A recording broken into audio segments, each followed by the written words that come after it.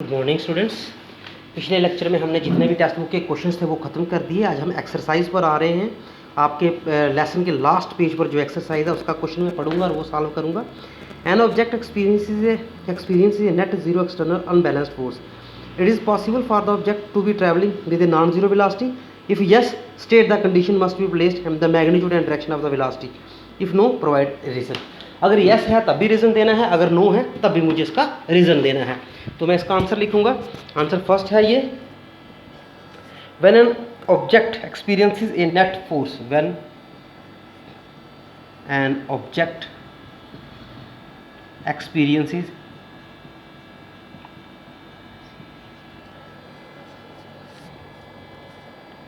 A net zero external unbalanced force, a net zero external unbalanced force, external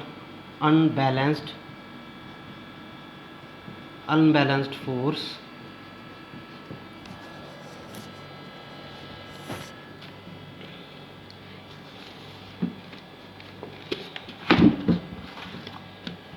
in accordance with second law of motion, in accordance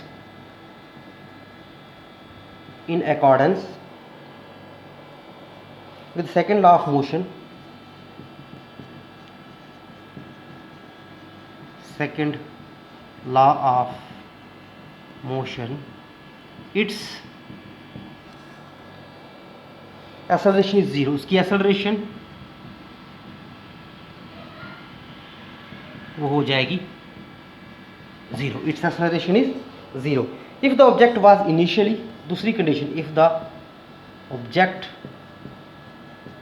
was initially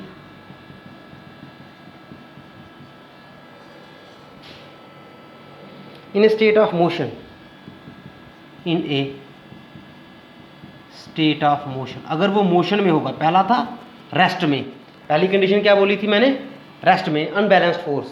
if the object was initially in a state of motion, then in accordance with the first law of motion, then in accordance with the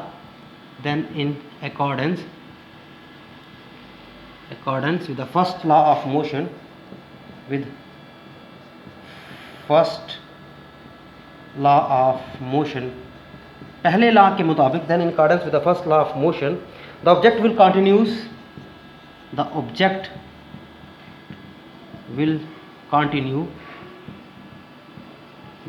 continue to move in same direction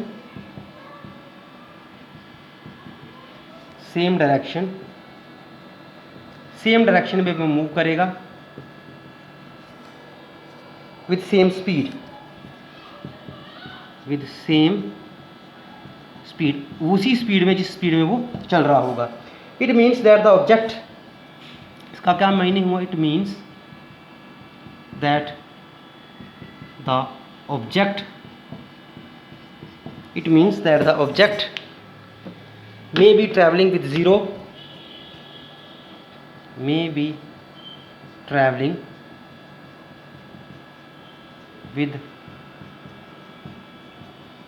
zero velocity, but the magnitude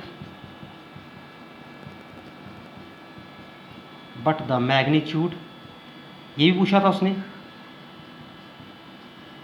zero velocity but the magnitude as well as direction of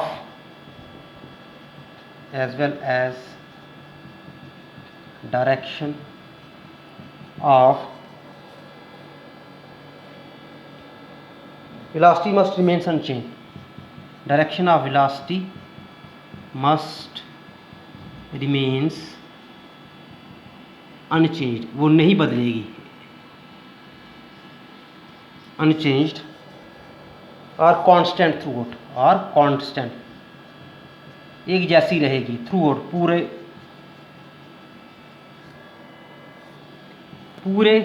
रास्ते में वो एक जैसी velocity रहेगी. तो क्या इसका answer है, व्हेन एन ऑब्जेक्ट, जब कोई ऑब्जेक्ट एक्सपीरियंस करता है net zero external unbalanced force, in accordance second law of motion के मुताबिक, सेकंड लॉ ऑफ मोशन आपको मैंने पढ़ाया था, action there is equal and opposite reaction, it's acceleration is zero, उसकी एक्सेलरेशन जो है वो जीरो हो जाएगी.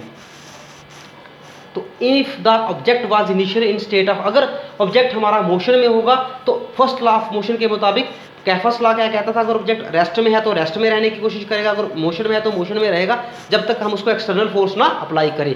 The object will continue to move in same direction with same speed. It means क्या हो गया कि ऑब्जेक्ट में be travelling with zero velocity but the magnitude as well as direction of the velocity must remains unchange throughout the constant speed, वो एक जैसी ही रहेगी। तो इस तरह से आपका पहला क्वेश्चन खत्म होता है। Thank you students.